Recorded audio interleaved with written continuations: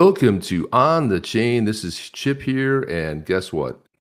We don't have Jeff. Jeff is on special assignment. Today, we're going to talk about a lot of fun topics. Number one, first of all, big news in the XRP community. The AMM, it's approved. And when is it coming? Later this month. That's pretty exciting. It happened pretty fast. It got the 80% consensus. So we're ready to blast off on that. CFTC is making some amazing strides, doing some good work, and very big contrast and a very opposite of what the SEC's been doing. Also, we're going to talk a little bit about John Deaton going up against Elizabeth Warren, and she's been cranking up her campaign. Seems like she's running a little bit scared, and a whole bunch of grab bag of other stuff. You guys are ready? We're going to go ahead and get this party started. You guys ready? We'll talk soon. Welcome to On the Chain. So welcome everybody. Go ahead and drop in your location. Where are you guys coming into from today? Where are you coming in? Are you coming from down under? Are you coming from the land of Oz? Are you coming from there? Where are you guys? What part of the world are you? Japan? Are you guys in Europe? Are you guys in the United States? Drop it. I want to see where you guys are coming in from. And there we go, right there. DNI. Hello to distinguished gentlemen. Today it's gentleman of crypto. Appreciate that. Appreciate that. We've got Horoshu, I don't know if I'm saying that right, but sorry if I butchered your name, but coming in from Romania. Good to see you. It's probably what, maybe 2 o'clock over there now? 1 p.m., 2 o'clock, 3 maybe, something like that. Look at that. We've got Mark Smithson coming from Perth, Australia. There you go. Mark's always all over the place. You never know where he's going to be coming in from. And today on this beautiful morning, it's a beautiful day here in South Florida. I was out with the dog a little bit earlier, just walking around and saying hi to my neighbors. It seems like everybody in my neighborhood has a dog. Everybody has a dog, and if you have a cat, well, you're stuck in your house. I mean, I don't know. Maybe you go out walking, which I know there's one of my neighbors. She has 2 cats, and she just goes out walking by herself. Because obviously you don't walk any cats, so that's always a pretty good thing as well. So there we go. El Jefe, good morning. Punta Gorda, yeah, what's up? West Coast. Oh, there you go. So it's 205. Perfect. Yeah, I was close. I was like 1, 2-ish. So there, thanks for putting that in there in the PM, right? Yeah. So a couple little bit. So it's a good afternoon show. Good afternoon to you today. And there's a couple things we wanted to talk about and focus on today. But number one, we've got the conference coming up for the XRP Ledger, the Apex, what they call it, Apex 2024 is happening in Amsterdam. I think it's always been in Amsterdam. I know it was last year. I don't know historically if it's always been there, but it's always been pretty, at least the last couple times I know of, it's been in Amsterdam, which I sometimes refer to as Hamsterdam, just because it's fun. Love the graphics on this site right here. Obviously, it's hosted by Ripple. There'll be 700 plus attendees, 70 plus speakers, 40 sessions. This is mostly for the people, for devs of what's happening for the global community, and it brings together developers, people that are innovating, businesses. Also, there's going to be investors there who, everybody kind of building on the future of finance on the XRP Ledger blockchain. And that happens in 94 days, which is coming right up, which we will, there you go. There's Zaman. I just got used to saying Zum. Now it's Zaman. So rhymes with ramen. But we have the X Commons up there, Zaman presenting, contributors. Look at some of these people. So you have AWS, Axiology, Blockchain Founders Fund, Dispiration Capital, Flowdesk. This is always good. There's always some good videos that come out of here. I don't know that they might have a live stream. I've never watched it live, but you have to get up early. We have to get up pretty early. Palisade, Pure Sits there, SBI Holdings. That's weird. Like that's the only logo that's like, doesn't really, you kind of don't see that very well. It's not the logo to put against the dark background. Tenity, XRP.cafe, which we have our XRP. We have we built the badass Yetis over there. We have the white tribe and the blue tribe. You guys can go over there and get some. And there's some of the highlights from last year. So you can watch some of the sessions out of 2023. David Schwartz. This was a really good one. This was Aaron McDonald. Talking about Apex. He was there last year. Aaron's going to be at South by Southwest. That's a huge conference that happens here in the United States in Austin, Texas. I've actually a couple times have submitted to go, never made the rounds. It's where you vote for people to show up, and never actually made the cut to go there. But I've always wanted to go myself. So I know Aaron McDonald, who's the co-founder of Futureverse, and a project very near and dear to Jeff and I's hearts. But they're building next gen everything there, so it's just phenomenal. Also, this week coming up, we have the launch. The Badass Yetis are a launch partner of the the Xverse, which is I should say the Expectorverse or Expector World, which is coming up. The beta launch is coming up. It's very exciting happening. Really excited to be part of that as well. But there you go, bam, XRP Apex, and they put out a little video on this. I'm gonna go ahead and pop this video up here. But let's take a look at this video. This is the one. So funny. I don't know if it's funny because it doesn't have the name on it. I could be the wrong one, but we shall see. My name is Uchi, and I'm working on Chi-Money as a founder and CEO. Chi-Money is a global payout platform that enables businesses to send payments to anyone using just an email or phone number. For Chi-Money, the XRP Ledger is a no-brainer because it's very, very fast. And also, the transaction fees are low. So for remittance and payment use cases, the XRP Ledger is a perfect ledger for us. The XRP Ledger provides a platform for new developers to get started. It's a community, a well-detailed documentation, but also examples and tutorials and sample code for developers to get started with. And then there are events like this, Apex, where any developer building on XRP Ledger can come to meet other developers. So you meet developers building CBDCs, NFT projects, payment projects, and multiple other use cases. And you get to listen to sessions from leaders that have built on the XRP Ledger from the ground up. This is a place to be for the network, the connection, the ability to learn new technology, and also just to have fun. It's definitely an unforgettable experience I highly recommend to everyone to be part of. Yeah, so there it is. Pretty, and there's gonna be a lot of great speakers there. I mean, which is like building a really cool project, and there's a lot of people building. Sometimes we don't have a lot of purview into what's happening, and a lot of stuff that comes out of Apex we get to actually see, and it's actually pretty fun to actually see what's being built. I know somebody was assembling a list of all the projects, because you might hear of a project here and there, and you're like, well, who's really building the XRPL? There's actually quite a bit of projects out there, but I'd like to see how that list is growing and cataloging and seeing. Here's a good question here. This is a great question from Josh Platts. He says, honest question. If XRP does not exceed $1 this bull cycle, will people still be here a year from now? I'm just curious. That's a really interesting question, because we were all under the impression that when the SEC v. Ripple case happened in December of 2020, that, oh boy, what's going to happen? Because we saw a little bull run, a bull cycle there, and a lot of altcoins saw an all-time high. I mean, quite a few of them saw an all-time high, but you know who didn't see an all-time high? Yeah, you guessed it. That was absolutely XRP. And a lot of the speculation around that was, well, they're under investigation from the SEC, and how's this case going to go? And it wasn't until a hero stepped in named John Deaton, who filed a written mandamus in the beginning, and then he later asked up to, there was like 76,000 XRP holders who joined in that case. And honestly, that's really my take, is the fact that the reason that was so successful is being able to demonstrate that a lot of people had no clue who Ripple was. They didn't buy XRP because they knew about a centralized company named Ripple, who also used XRP Ledger with their software for cross-border payments. And I think this is an interesting question in a lot of ways, because a lot of us have been here, whether you came in last week, last year. So I've been here since 2017 on the XRP front. My first time I bought Bitcoin was in 2012. And that's a whole other story. That's the one we wish you could go back and tell it differently, but sometimes you shouldn't sell so quick.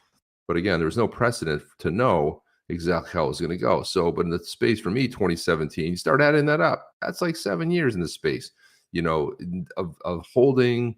And obviously that's not all I hold. That's just a favorite token because of the utility. There's a lot of other ones too that have great utility. And Jeff and I talk sparingly about that.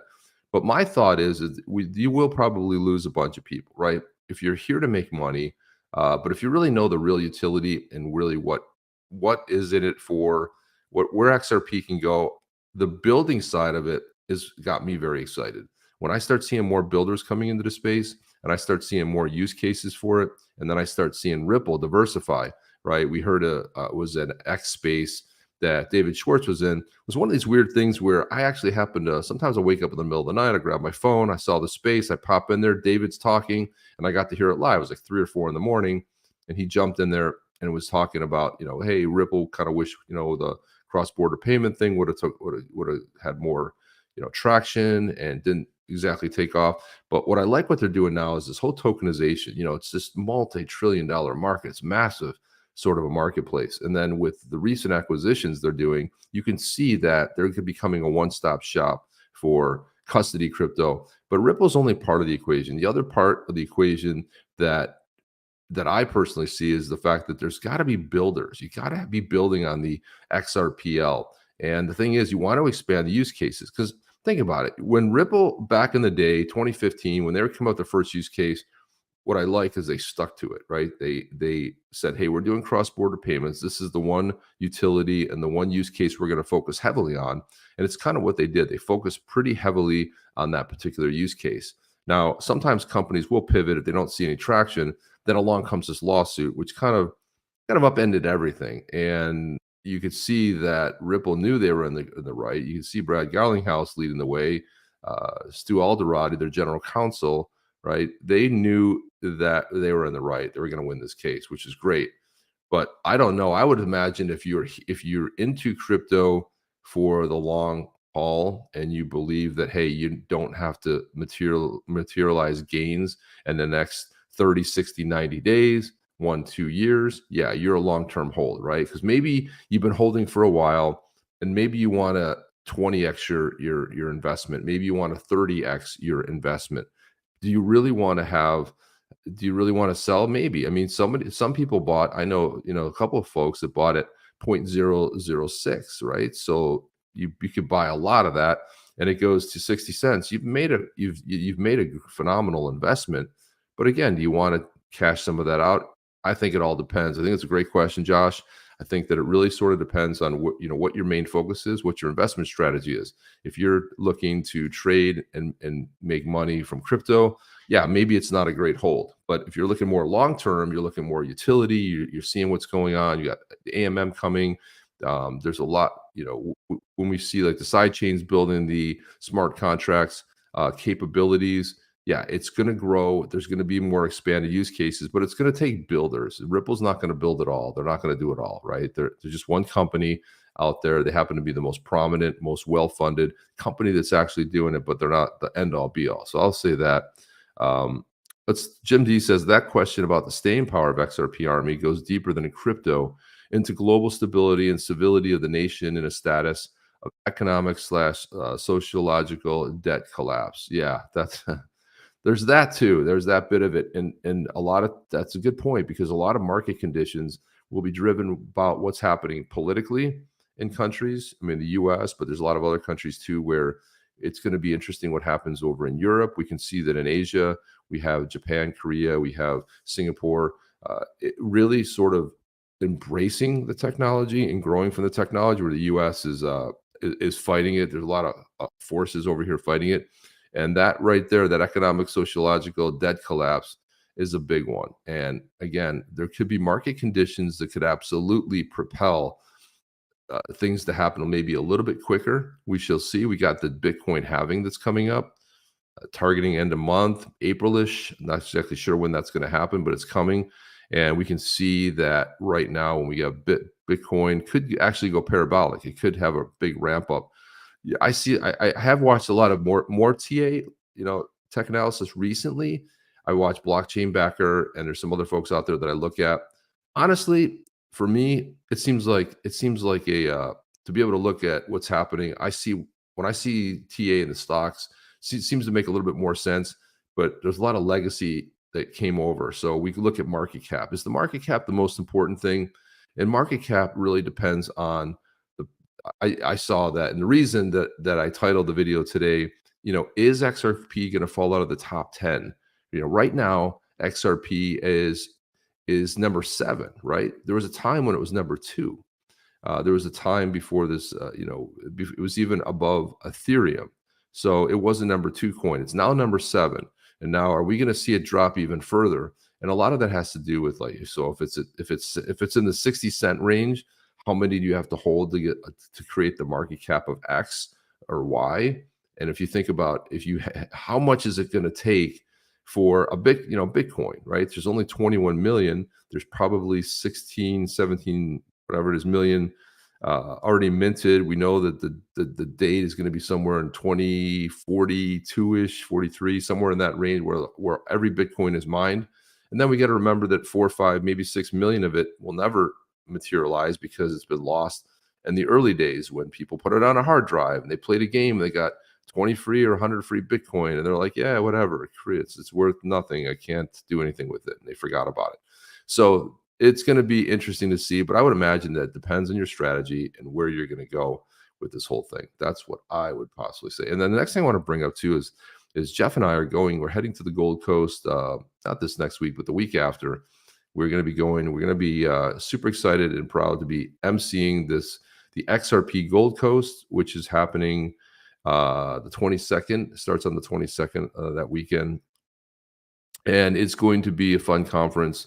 And what I really like about it, it's probably one of the best conferences I've seen when we talk about builders, who's building, what kind of tech's being built. There's going to be some codeathons going on there. There's going to be some money up for grabs. And what I liked most about this is all the dedication of the people, of the Aussies that put this together, who just did it because they wanted to bring this to their home, right? They wanted to bring it to Australia and have this massive conference. And they wanted to, they all did this. It's all volunteer. There's not anybody at the end of the day making any money. It's set up as a nonprofit. So any additional funds after all the hotels paid for and the event and the food and all that stuff, then whatever's left over will go to a grant program. So this is amazing to see this type of dedication, right? So there's no skimping either. When I look at the food selection and I look at everything's like top notch. It's the resort that is being held at the Gold Coast. And the Gold Coast is pretty exciting. I call it the South Beach of, it's like South Beach down here in Miami of Australia, right? A lot of fun things to do there. But yeah, I mean, are you going to get on a plane and fly 16 hours to go to the Gold Coast? You might not have the opportunity to do that because of commitments and around your family, or just the sheer amount of money that it takes to do that. But what you can do is you can buy a virtual pass. This is going to be great. Right now it's $131 US. You get a 2-day virtual pass, keynote speaker sessions, fireside chat, the Builder Series. You can watch the playback at any time because obviously I believe that they're 16 hours ahead, at least of Eastern time. You can win one of 25 John Deaton signed books. That's going to be a drawing. You can win one of 3 Crypto Eddie Patreon memberships for a year. And you can also, and all you do is when you buy that, you can do that. So 2-day virtual, it's going to be great. You can watch all of the events that are happening, all the panels that are going down. And of course, you get the chance to see Jeff and I doing that as well. So that'd be pretty cool. So guys, if you want to do that, I'm going to go ahead and drop this link in there. If there's any interest, you guys want to go in there, tell them that Chip and Jeff sent you guys, but let's go in there. Let's go. So, and also, you get a chance to, if you don't know Waza, we've had Waza on the show. Waza is amazing dude. He's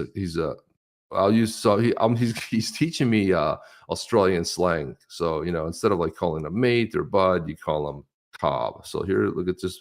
Hey guys, Saturday afternoon was a video. Just thought I'd pop in. Say hello, say good day, and how the fuck are we? Hashtag XRP Gold Coast 2024 live and in full swing in 2 weeks time. I cannot fucking wait. I can't stress that. So Waz is excited, right? And so we're gonna grab we're gonna grab a little beer with Waza here, but let's listen to the rest of this. Not enough. So many people I get to meet that I've wanted to meet, and there's a lot of people I get to catch up with that I haven't caught up with for a long time.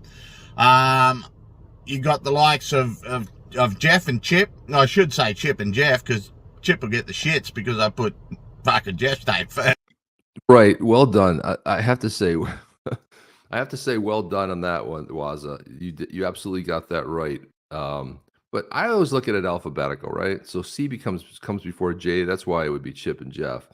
No offense to Jeff, but I was like, but you see Waza's, he gets it. He's having a little bit of fun with it, so that's all good. Let's listen to the rest of this. Yes, but that's just Chip. You got John Deaton, Crypto Eerie. You've got the Bearable Bull. Will we get to see his face? But there's so many. There's a lot of fucking fantastic speakers.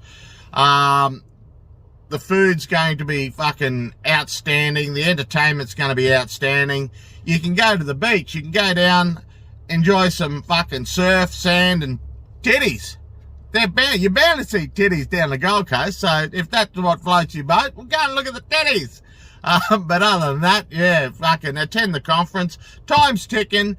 If you're still sitting on the fence, get off the fence because the fucking tickets are running out. I still believe you can get discounted silver tickets where you can attend the events and the conference itself. You can buy tickets just for the after party on the Sunday night. The choice is yours. If you can't make it, leave me a message at the end of this video and I'll have a fucking beer for you while I'm there. I'm going to have a beer for everyone that's coming, but if you can't make it, I'll have a beer for you too. I'm up for it. Don't you fucking worry about that. But look forward to the event. Looking forward to seeing and catching up and meeting everyone. John Deaton, you're getting a hug, mate. There's no fucking getting out of it. You're getting a fucking Wazza hug. You'll handle it. You're an ex-Marine. So if you're there, I'll see you. If you're not, well, what can I say? Tough titties. Righto, guys. I'm out of here. So there you go, right there, Waza. What a character. We're gonna have a lot of fun with Waza and in another DM group. They've been sharing like, how do you actually learn some of this slang? And it's a lot, man. It's a lot. I mean, I know that slang will come up from time to time here, and my wife might not be aware of it. She's like, "What does that mean?" And I'll explain what it means, but it seems like there's a lot more slang over there, or maybe we just don't know. And if you're a non-native English speaker and you come to the US and then you're like, "Oh, I'm not familiar with that. What is that?" And there's a lot of slang colloquialisms that are regional as well. So what you might have in New York might differ from maybe Florida or something over in Texas or California. So you're going to have these things, but it's going to be a blast. I'm looking forward to it. I'm going to grow my beard out by the time I get there. Wouldn't it be great to just walk in with a Waza beard, a big old Waza beard? That'd be fun. That'd be a lot of fun to do that. So anyway, that's coming up. What else do we have on the up for the discussion today? So yeah, I wanted to so Elizabeth Warren, what's really interesting, I looked at her feed on X, is that I was like casually posting some stuff. As soon as John Deaton announced he's running for Senate against Senator Warren, first thing I thought of was and all of a sudden she became like a mad poster. Like she's posting about this and I'm saving the world over here and I'm doing this and all these little crazy things. And I'm thinking, well, geez, someone got pretty excited all of a sudden. All of a sudden, out of nowhere, she starts posting all of this stuff. And she's, and it's like, this is what I'm doing. And I'm doing this over there. And then let's go after this company. Let's go after that.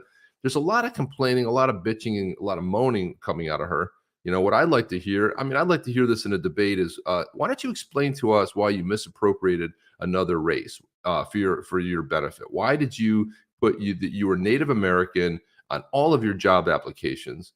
Why did you do that? Were you looking for preferential treatment? And why is it that when we found out you were like 512th Native American, which I guess which means you're nothing, right? I mean, that's virtually nothing. Why is it that you are gaslighting us about all these other issues when you should have stepped down? Because to me, that's way egregious. When you go ahead and pretend you're somebody that you're not for your benefit to go land a cushy job as a tenured professor making $400,000 a year. $400,000 a year pretending that you were Native American and, apologizing to the Native American community. Not enough for me. Now, if that had been somebody from the red team, you can believe that the daggers and the pitchforks would come out in full force. But why is it Elizabeth Warren gets this free pass? So if you look at X, I mean, I've been pretty much hammering her almost on everything. She posts so much that I'm picking and choosing now, but she is just absolutely, I don't see any benefit to what she's doing. What's really interesting is you do not see, like, her 3 parts of her campaign is Warren was really about anti-crypto, right? I'm anti-crypto. I don't like crypto. Crypto's mean. It's bad. It's used for nefarious purposes, right? This was her stance. But you know what? You don't see that anywhere anymore. It's interesting. Why is that? Why has she not made that a strong point? Does she not? Do her internal polls show something different? Is her, all of these candidates? Don't worry about what the public polls are. They have hired companies to do internal polling, and their internal polling is spot on. So something tells me that this anti-crypto thing wasn't playing very well, and which was great when she was uncontested, right? When nobody was running against her, she's the anti-crypto czar, self-anointed. However, John Deaton throws his hat into the ring, and then all of a sudden we don't hear much about that. Sure, she'll talk about crypto in a bad light if she's in a hearing, but I'm just saying she's not putting any videos out about it. But what she is putting videos about, let's watch this one right here. And then I want to have a little commentary. I want to hear your thoughts on this one as well. So go ahead and let's give this one a listen. Canceling student debt, taxing the rich, protecting abortion. Let's start over Canceling here. student debt, taxing the rich, protecting abortion rights. Receipts, proof, timeline. This has been a life-changing presidency, and President Biden is not through yet. Well, I will give her that. It has been a life-changing, but not the way people would have expected, right? Nobody expected the economy to tank. Nobody expected to have this. I mean, when you're in office, you could tweak the numbers, but it's bad, right? You can tell everybody that everything's great. It's great. The economy is fantastic. It's raging. We have the economy that everybody is envious of. Really? I don't think so. That's not for what everyday people are seeing. It's not what I hear in my everyday world either. I hear a lot of people from all walks of life who are basically complaining about it and saying, like, hey, things aren't the way they used to be. Everything's going up. And the funny part about it is, in good times, you go to the grocery store and you buy something, you don't really realize what it costs. But when you go back the next week or 2 weeks later and it costs more, you're like, wait a minute, I'm pretty sure that I paid this for it last week. And then all of a sudden you start seeing it up 30%, 40%. And what they always drop out of all these conversations when it comes to inflation, which is a great way to tax people, an unofficial way to tax people. The big thing missing from all of these conversations is the fact that, where was I going with this? I had a thought and it was like, I was grabbing it. It was right there and I was like, boom, but it's back. So it's cumulative, right? So it's cumulative. So if inflation goes up to 9%, and then it starts slowly coming down, you go like, oh, it's only 2%. It's only 3% now, 3.5%. Okay, 3.5% on top of the 9%, on top of the, go back to when we went off the gold standard. Look what money used to buy then. Look at 10 years ago, what the USD used to buy. Forget about 10 years ago. Let's look at 5 years ago. So there's been a dramatic shift. And when you have money in a bank account and it's just sitting there, and let's face it, it's not earning anything. Even if you're staking and your yield is anywhere from 4 to 8%, or you're making 10, 20% gains in the crypto market, that's significant, because if you have money sitting in a bank account, a USD, but this is happening everywhere, right? The Australian dollar, doesn't matter. At the end, if it's sitting there in an account, it's losing its buying power. So this is where they always leave this equation. Well, it's better. I said, but prices didn't come down. So what the administration does, they start attacking the companies. Why are you guys charging so much? Because it's really easy to point fingers, but when you have bad policy results in high prices, right? There's always going to be inflation. It's really rarely ever zero. I believe it was when Trump was in office, it was like 2% to 1.5% to 2%. So 1.5% to 2%, things are rising, but you don't really notice. When they're going up 9 to 12% over a period of a year and a half, you start noticing it. So it's that frog in the blender, it's that lobster in the pot. You don't really feel it. Well, it feels a little comfortable here. And then you realize it's boiling. And that's kind of where we get to. But, with her, one of the things that I'm shocked about, and this is amazing because I don't think this would have happened maybe even 10 years ago, but with Warren, look at this. So I put this, I basically posted this video that she put out, but Warren is basically bragging about defying the Supreme Court decision, which actually struck down the student loan forgiveness. This is the first time that the Biden administration tried to pass this. It was struck down by the Supreme Court. Okay, so what happened?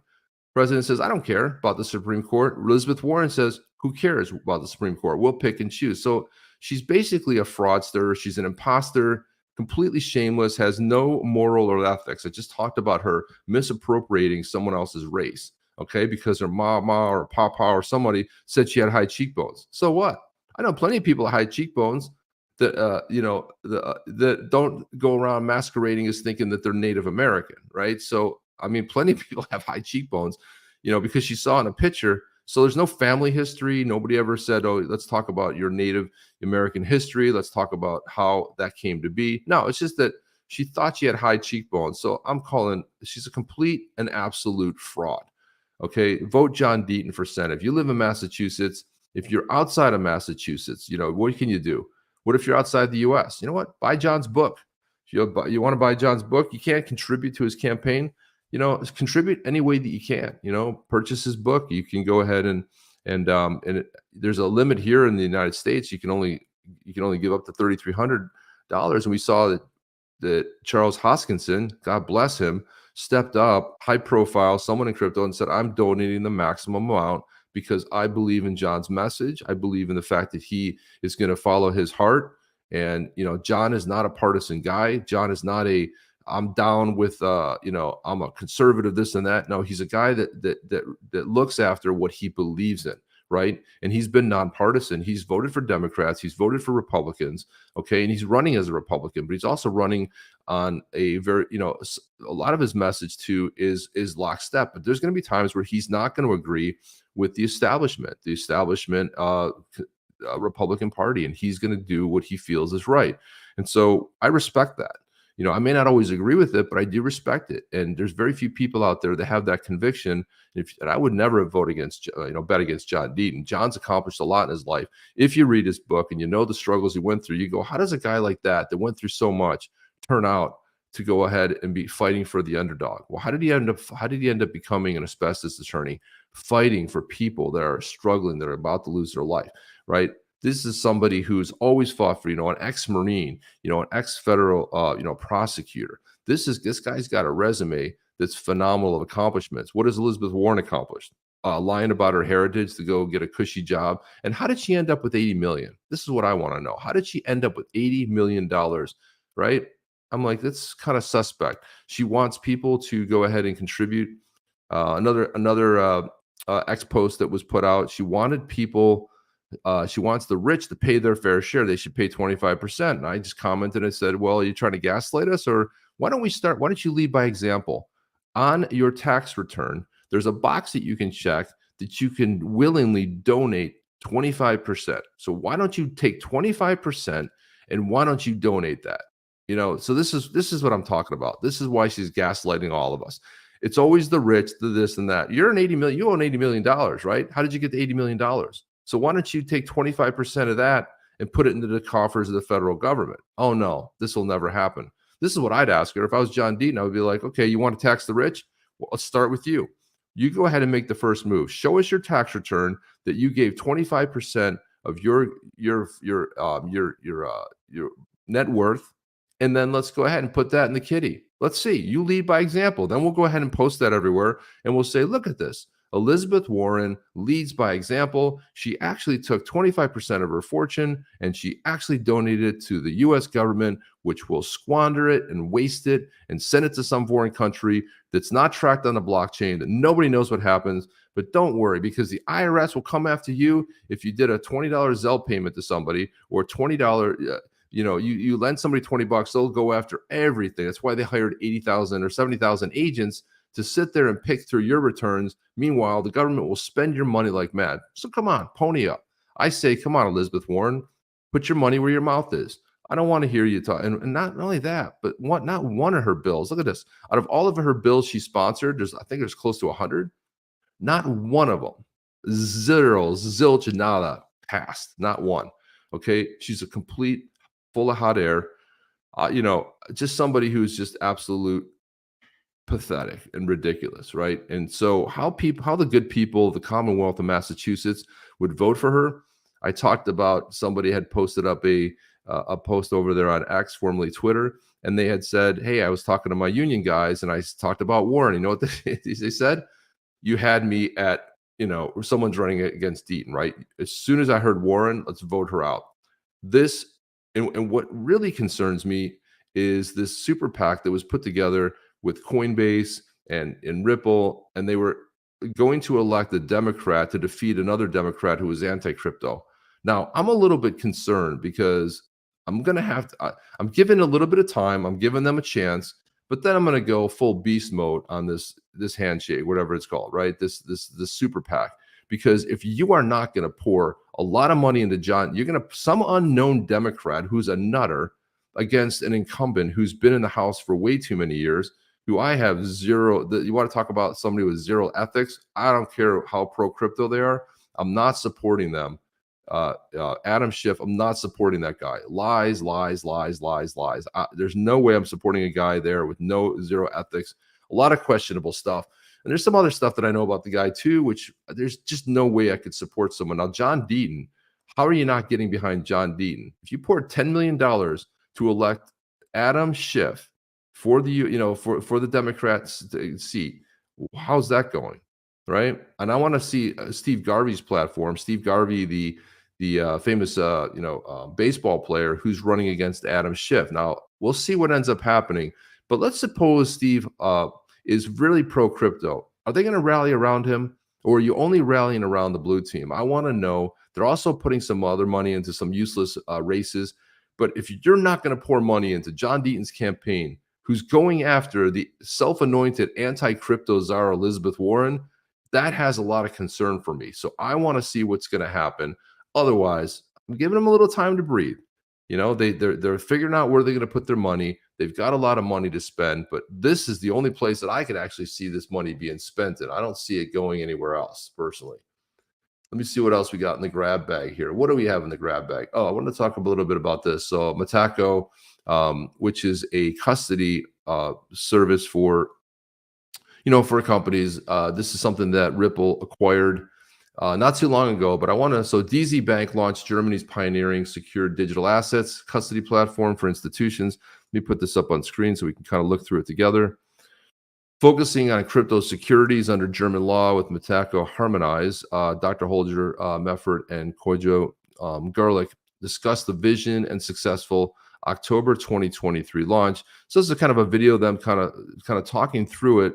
And again, you can kind of see where Ripple's going, right? Now they're acquiring another custody company, so they'll have the ability to do the custody side of the equation. It's not going to be a third party. It'll be it's more or less like a one-stop shop. So let's go ahead and put that up. I believe it's this one here. Let's watch. DZ Bank is quite happy, and we're a bit proud that we're one of the first banks in Germany which really built and made their digital custody platform going live. We can serve our clients dealing with settlement and custody of digital assets, focusing on crypto securities according to the German securities law. My name is Holger Meffert. I'm head of security services and digital custody at DZ Bank in Frankfurt. DZ Bank is the largest German depository bank with a volume of 300 million asset under depository. Beginning of 2023, we then decided that we should best work together with Mataco Harmonize. So what we aimed at is finding a solution that is as best as integrated in existing capital markets processes to make it as efficient as possible. We started to implement, and then only after 10 months we are proud to have gone live with a custody solution based on what Mataco is offering. We aim at introducing a solution for the custody and the settlement and management of digital assets. Well, the architecture of our solution evolves, of course, around, let's say, the core, which is being able to transact and administer wallets in this digital asset space on blockchains. Harmonize is one part, but we've also built a key infrastructure. We are working with analytics providers to investigate on blockchains, and we are planning on integrate our solution fully in the capital markets processes that we already have at DZ Bank.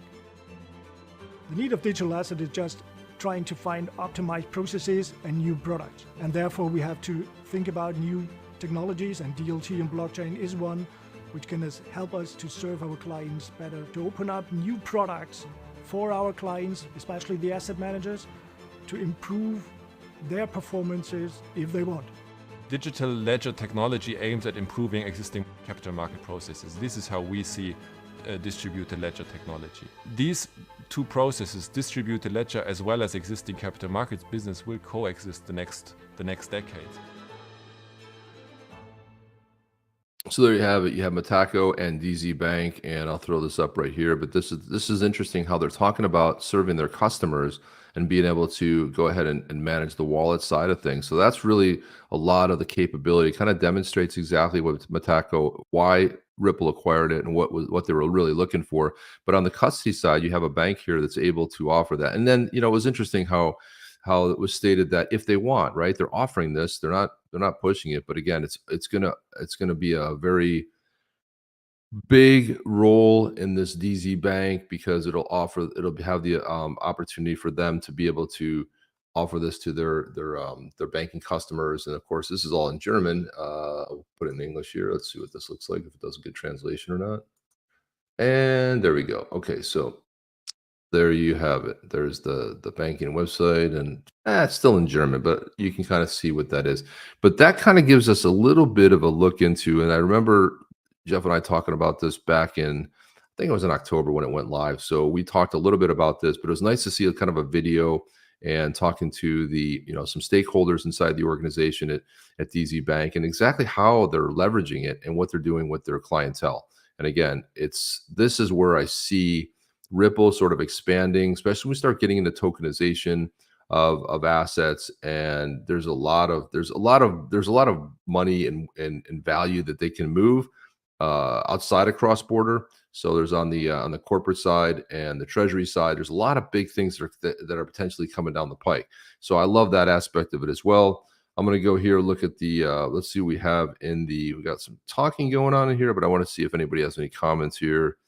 Yep, Crypto Navigator saying he's missed the show because it doesn't align with his work schedule and help that. Yeah, and sometimes you don't want to watch, you want to kind of want to watch it live because you want to be able to talk to people. I mean, one of the greatest things, even when I watch any live streams, a lot of the fun is being able to talk to people who are like-minded and comment on it. How many times you watch something? I can tell you so many times, if I'm on a next space and you just want to make a comment of some kind, like somebody said something, you agree with it, like, yeah, that's spot on, or I've never heard that sort of a viewpoint before, or somebody says something, you're like, oh, that's so off base. There's no way to comment on an X space, right? You just like listen to it. Yes, you can go ahead and you can make a comment, but it comes up as a tweet. But I almost feel like in order for X to really improve those X spaces where people are live chatting, you're almost going to need to go to that next level where you have that integrated type of a chat. Now, if you're watching us right now on Twitter, we are not in an X space. We could do it as an X space. We could also do that as well. But we find this is the very best way that you can actually watch the video. You can make comments. And the thing is, if you do make a comment, I see YouTube comments coming up here. But if you were to make a comment, we would see it and we can pop it up here. So whether you make it over on Twitch, whether that comment comes over here on YouTube, we can see it. There's a little logo sign next to it, so I can see where that's coming in from. If you're watching this and you want to make a comment and you're watching on X right now, you can go ahead. Now, we also post to on the chain X account, also mine at Jeff's. So we're at 3 sort of different places. Our one viewer on Twitch, which I'm not sure is here today, but we do that as well. So what else do we have here? I'm looking through the comments here to see if anybody's got any sort of here we go. There's Adela. She says after the solar eclipse on April 8th. Yeah, I have. We have some friends that are going there to watch the eclipse. Honestly, I don't really know about. To me, I don't know. I mean, there's a lot of things that are interesting. A lot of people like to watch rocket launches, and that's their thing. Like they enjoy like that type of thing where they watch. I don't know. It doesn't. I mean, I'm happy to watch it on TV. I guess it's something fun to experience when you see that you're watching, and all of a sudden, oh, it's dark out, and I can see you got to put the special glasses on. Apparently, I don't know. Who knows what that is, but then you watch it, then it gets dark, and it goes over a certain, and then it's done. You're like, whoa, yay! I've seen video of it. I guess it's something you want to experience at some point in your life. I don't know. I'm not really that keen on it. There's other things that I'd really would care more for. Yeah, Alchemist, John Deaton, U.S. Senate. We help out any way we can. If you are in Massachusetts, sign up to be part of John's campaign. Go door knock for him, right? A lot of people are probably not aware of his platform and what he's fighting for, especially when it comes to the real fight. A lot of times Elizabeth Warren's fighting about these big ticket items, but how does that help people of the Commonwealth? How are people going to benefit from it? You know, in John's platform, he talks a lot about the families, income equality, and what's going on with that. Also, affordable medical care. And this is really you want to fight for the people. Remember, you're a representative of that area, of that people. You are not the representative of the big banks. You're not a representative of people to write your anti-crypto platform. That's not what you're supposed to be doing there. But unfortunately, it's a little bit sad. Alchemist says XRP is dead money. Dead. It's destroyed. It's gone. It's no good. That's Alchemist's point of view. And I don't know if it's dead, but it is on life support. I would say that. There is that part of it. And it is kind of weird that it doesn't seem to go all that up all that much. So it's a little bit weird. And look, remember Jeff changed my name to Simon. I see that is still there. That is interesting. All right. Well, that's something I didn't even notice. I'm like, why does it say Simon up there? That's right, because Jeff changed it the last time. So I'm gonna have to go ahead and change that back. Man, I didn't even notice that. How about that? People are like, who's this guy Simon? There we go. We fixed that. Not that easy. Coins, let's coins that do nothing for 500. I'll take that. If we're playing Jeopardy, we can do that bit of it. This is what XRP holders have resorted to: riddles, drawings, eclipses, or maybe make their own coin go up. Hilarious. Yeah, well, that's what we do to pass the time. That's the whole reason I invested, was all because the Bearable Guy 123. That was the whole reason I invested. I just like to see that bit of it. So there's what we do. Mr. Q is here. He says, hello, how are you? Yeah, hey, what's up? Take a look at what else we have coming up here. I know we got some other things to chat through today. Hopefully, let's see what we got. I talked a little bit about this next. Talked about this in the open too, but I wanted to throw this up. Let's look at this little thing. So this was from Vet. Vet put this up. He said, hey, that was quick. The automated market maker for the XRP Ledger is now in activation, and over 80% of yes votes. The AMM will be officially activated on March 22nd. So we knew it was coming, but I didn't really think it was going to be coming that quick. So that's pretty exciting. On March 22nd, it's going to be activated, and something we've been kind of talking about and looking through for a while. And then he shows right there, there's the AMM. It needed 28 or 35 votes right there. There's what it's actually going to happen. The consensus was 82%. 80% is needed. And so that's where we got this right here for the very first possible date it can go live, which is March 22nd, which is fantastic. And then Bill Morgan, who I'm really looking forward to meeting Bill. Bill's going to be is one of the sponsors of the XRP Gold Coast, and he said we go here. So let's look at Moon Lambo's tweet here. He had said SEC attorneys wrote to the court stating that they have no intent to appeal the status of XRP as proclaimed by Judge Torres. And that was that what we call the Torres Doctrine, her ruling from July 13th, 2023. Moon Lambo goes on to say that separately, I'll note that I don't think the market cares what happens with the rest of Ripple SEC lawsuit. Does the market even care? And Bill said that, well, no appeal will disturb the finding. XRP itself is not a security. You're correct that the SEC said it will not appeal that finding, but the market took it into account and the short-term pricing rises showed. But I think the market did care about the lawsuit, and the impact of the XRP price was baked into the early 2021.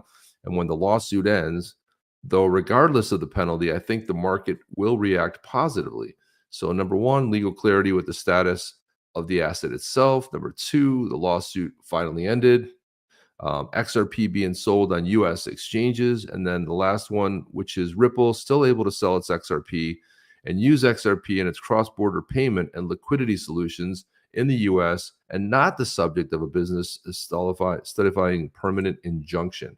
We only have 1 and 3 now, thanks to Judge Torres, which is the legal clarity on status of XRP and XRP being sold on US exchanges.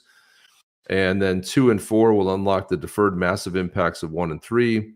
And then the lawsuit still matters, but XRP can reach all-time high this year without number 2 and 4.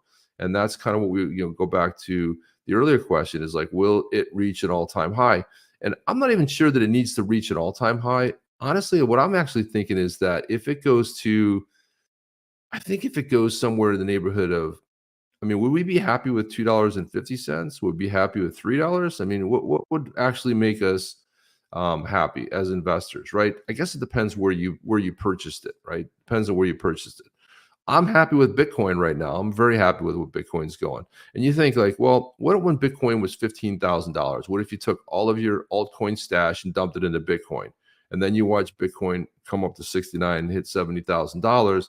How would that have done, right? If you put it into something where we know there's been the foundation already set out for Bitcoin. Its all-time high, I believe the previous one was around 67,000 and it's eclipsed that. So when you think about the one that's going to continue to move now, before we ever saw it break 1,000, 5,000, 10,000, there's no precedent for a digital asset reaching that. But then we saw ETH go up to, I think its all-time high was around 44, 4,500, somewhere in the neighborhood.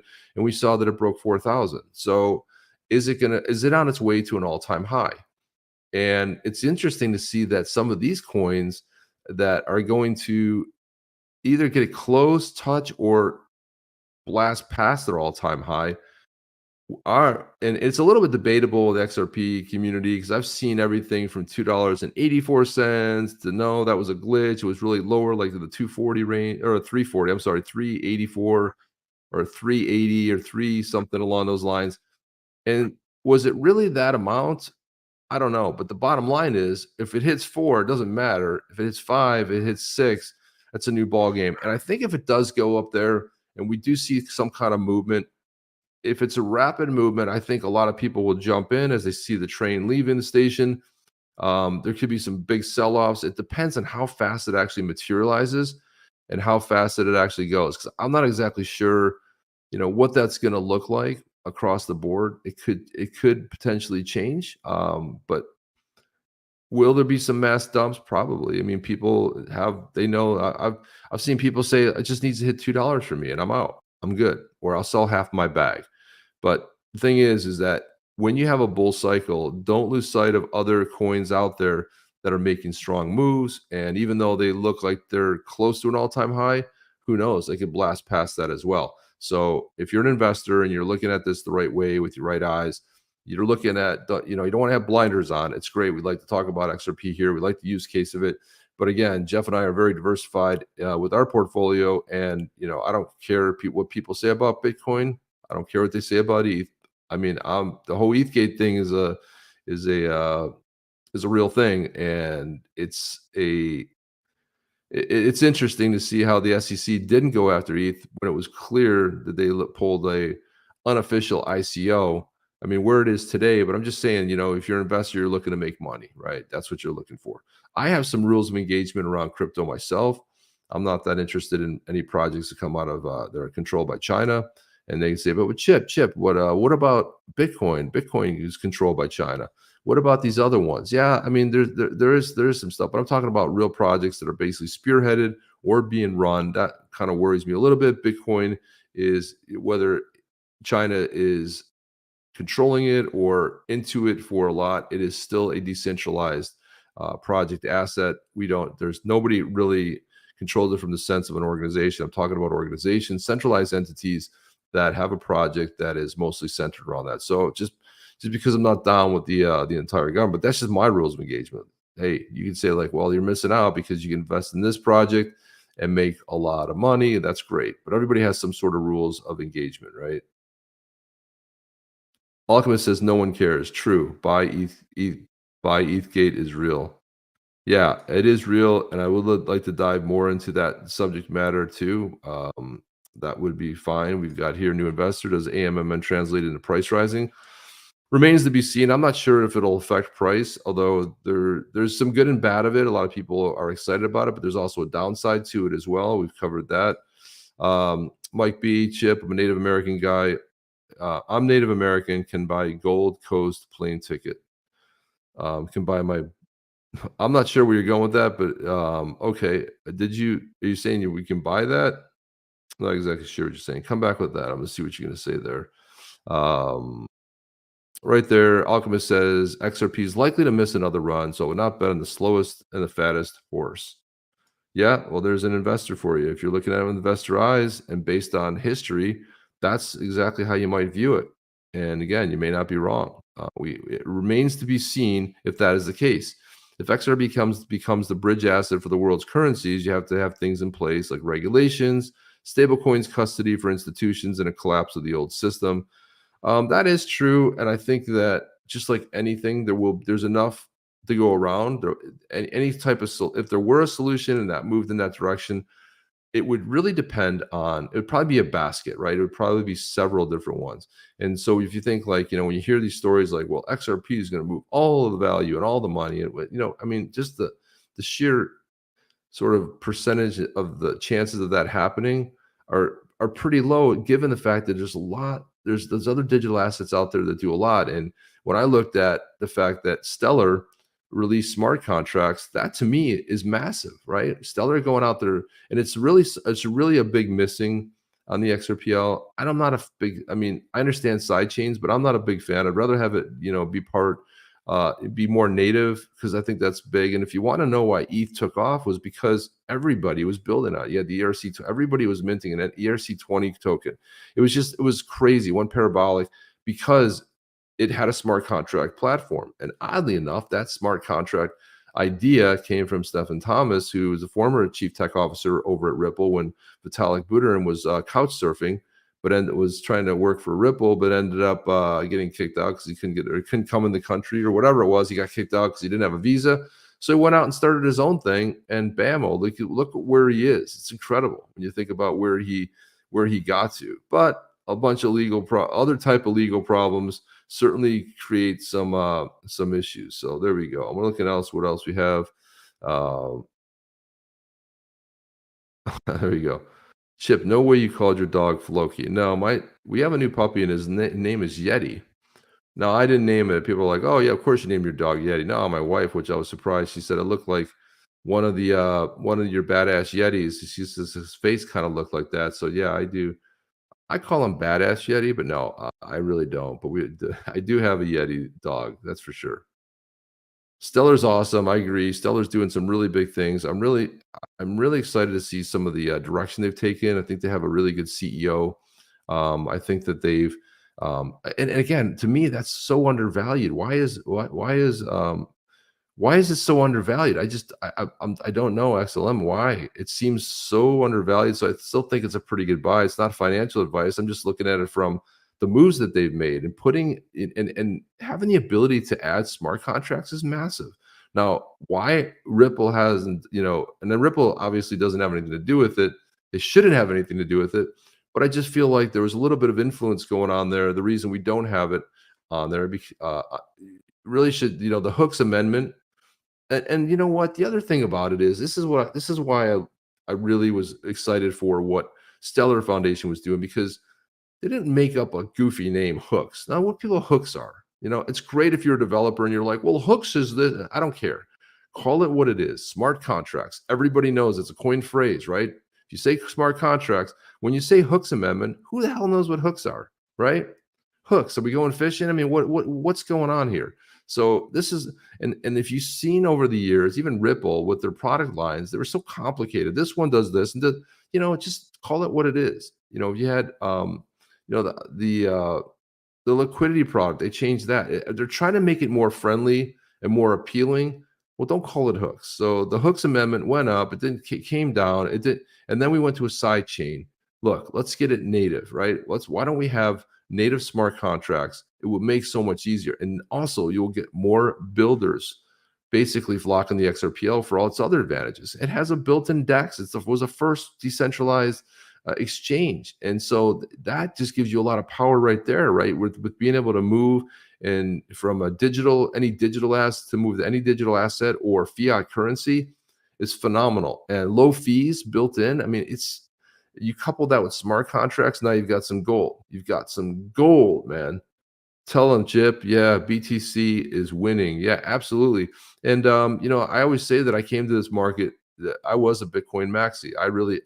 And the funny story here is that I bought XLM because I was told that XRP was a banker's coin. This is back in the day, okay? I was back when I was in Bitcoin. I still own Bitcoin. I mean, it's not like, but I owned a lot more back when it was really inexpensive and didn't know any better. But the thing about it is like I came in with those same, being a former maxi, a Bitcoin maxi, I came in because a buddy of mine said, no, if you're going to buy something, don't buy XRP, buy XLM, because that's decentralized and properly decentralized and everything else and blah, blah, blah, blah. And I was like, okay, they had a foundation behind it, not where Ripple, people were thinking, oh my God, it's a banker's coin and all these other things. But yeah, and that's kind of, I bought that. And that was really one of my next bigger bags was XLM, because I was so enthralled with this whole storyline, the fact that it's not a particular where was I going with that? I just noticed the time, and I was like, man, I've been going on for an hour already. Felt like it was just getting started, but I saw that it was an hour. But I look at XLM, that was decentralized, and because of Ripple, XRP was. And then I did research, and then I dug in. I said, whoa, this is wrong. It's a big story. So whatever you hold, if you want to be a maxi, it's because of preference, but don't be a maxi and don't hate on other things. I personally don't like when people are like, Bitcoin doesn't have a use case. Well, Bitcoin's not designed for that, right? You can say what you want about Bitcoin. Bitcoin is the king, right? It's the brand name that everybody knows. People that don't even know about crypto, like, you own Bitcoin. Now they could be asking you if you own a digital asset, because the brand name is Bitcoin. And that's the market mover, and that's the first mover advantage. And guess what? Am I one of these people that believes that Bitcoin's going to 100,000? Hell yeah. Am I one of these people that believes it's going to go to 250,000? Yeah. Is it going to go to 500,000? I believe it can. So this is where we're heading. You're like, oh, why would I buy it now? It's in the 60,000, 70,000 range. Well, because 2 weeks ago it was 50,000 and you didn't buy in, right? And the cool thing about buying any digital asset is you can buy fractional. Right? So you put $100 a week into it, or $100 a month, whatever it is, and you're going to still experience the gains. It's not like I'm going to go out and buy one Bitcoin. You certainly can, but that's the part that most people don't understand about purchasing crypto, is the whole fractional part of it. You put in whatever you want. You own a fractional part, a SAT, a Satoshi. You own that bit of it. So you don't have to, well, I don't have $70,000 laying around. Well, fine, put $100, put $50 into it. Have an automatic, something, that you're comfortable with, whatever is going to work for you, and you can go buy it. But when Bitcoin was 15,000, I was telling people like, hey man, this thing's going to go. And when it blows, and you look at Bukele, President Bukele out of El Salvador, remember the World Bank was coming down on him super harshly, like, oh, they're like, you're going to lose. We're not going to back you. And his break even point, as they set up a mining operation working off of the heat from the volcano, they were like, his break even was 30-ish, right? But he bet it all on Bitcoin. Why? Because there was a precedent already set. We an all-time high of 67,000. We already saw it. Did he know that we all knew it was going back up? It would just take some time, but we knew it was going to break its all-time high. It's inevitable, right? Because you already have something to look at, and history is going to repeat, and Bitcoin is the top dog, and we know it was going there. So who's laughing now when he surpassed that, right? He more than doubled that, and he's laughing, right? That's somebody that I say like that not only that, but what he's done with that country, cleaning it up, throwing all the criminals. It's not hard to do. These politicians make it seem like it's hard to do. No, you clean it up, and guess what? It went from one of the top 5 worst countries and dangerous countries to live in to one of the top 5 safest countries to live in. And you got to watch out for guys that make these, Malay in Argentina, same thing, cleaning it up, getting rid of all the garbage in the part of the government. And all of a sudden, within just a short period of time, they have a surplus. This isn't hard.